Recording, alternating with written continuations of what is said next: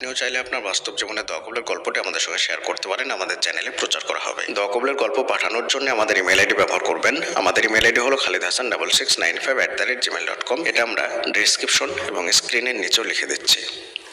তো চলুন আজকের এই দোয়া কবুলের গল্পটি আপনাদেরকে পড়ে শোনাই। আমি খালিদ হাসান। প্রথমে তিনি আমাদেরকে সালাম দিয়েছেন, আসসালামু আলাইকুম। ওয়ালাইকুম আসসালাম ওয়া রাহমাতুল্লাহ।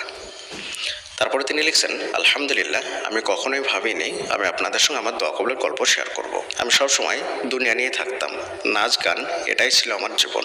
পর্দাও করতাম না, নামাজও পড়তাম না, কিন্তু হঠাৎ আল্লাহ রাব্বুল আলামিন আমার জীবনে এমনভাবে পরিবর্তন করেছেন এই 3 মাসে। আমি আল্লাহর প্রেমে মগ্ন, আলহামদুলিল্লাহ। যাই হোক, আমার টুকটাক অনেক দোয়াই কবুল হয়েছে।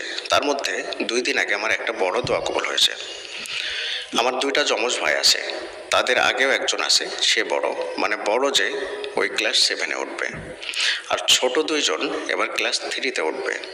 আমার যে ভাই বড়, ও শহরের খুব ভালো স্কুলে পড়ে। তো এবার আমার ওই 2 ভাইয়ের জন্যে স্কুল দিয়েছিল, কিন্তু দুর্ভাগ্যবশত আমার ওই 2 যমজ ভাইয়ের এক ভাই এসেছে আর এক ভাই আসেনি, মানে একজনের চান্স হয়েছে, অন্যজনের চান্স হয় নাই। এখন 2জনের মধ্যে একজন ভালো স্কুলে পড়বে আর একজন পড়বে না, মানে যমজের ছোট মানুষ, ওর মন খুব ছোট হয়ে যায়। কিন্তু এমন হয়েছিল যে যমজ কোঠার যত বাচ্চারা সবাই বাতিল হয়ে যায়, শুধু আমার ওই বড় ভাই বাদে। আর ওদের স্কুলের হেড স্যার খুবই কড়া। এমন একটা পরিস্থিতি, কোনোভাবেই আর ওকে স্কুলে ঢোকানো সম্ভব না।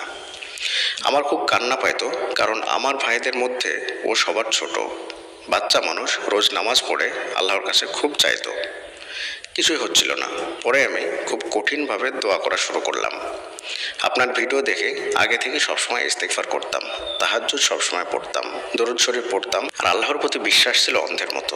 আমি জানি আমি চাইলে সে কখনো আমাকে ফিরিয়ে দেবেন, আলহামদুলিল্লাহ। ভাই, এমন হয়েছে আমি শুধু ভাবছি, কিন্তু সেটা অসম্ভব। সেটাও পরের দিন হয়ে গেছে আমার চোখের সামনে, আলহামদুলিল্লাহ। ভাই, আল্লাহকে খুব বলতাম যেভাবেই হোক আমার ভাই যেন ওর ভাইয়ের মতো ওই স্কুলে পড়তে পারে। এটা আসলেই অসম্ভব ছিল। ওর সাথে যারা ছিল সবাই বাদ পড়ে গেছে। আলহামদুলিল্লাহ, আমার ভাই গাইবীভাবে ভর্তি হয়ে গেল। আমি শুনে কান্না করে দিয়েছি। আমার আল্লাহ আমাকে কখনোই ফিরায় নাই। আমি সবসময় ইস্তেগফার করি, দরুদ শরীফ পড়ি, তাহাজ্জুদ পড়ি, আর 5 ওয়াক্ত সালাতে আল্লাহর কাছে দোয়া করি। আর আমার সবচেয়ে বড় যে শক্তি, সেটা হলো আল্লাহর প্রতি খুব ভরসা করি। আমার বিশ্বাস, আমি চাইলে আল্লাহ আমাকে কখনোই ফিরাবেন না। এই আমার দোয়া কবুলের গল্প। আগামীতে আমার জীবনের সবথেকে বড় দোয়া কবুলের গল্প শোনাবো ইনশাআল্লাহ। প্রিয়দিনী ভাই এবং বোনেরা, ছোট্ট একটি দোয়া কবুলের গল্প এবং ছোট মানুষের দোয়া কবুলের গল্প।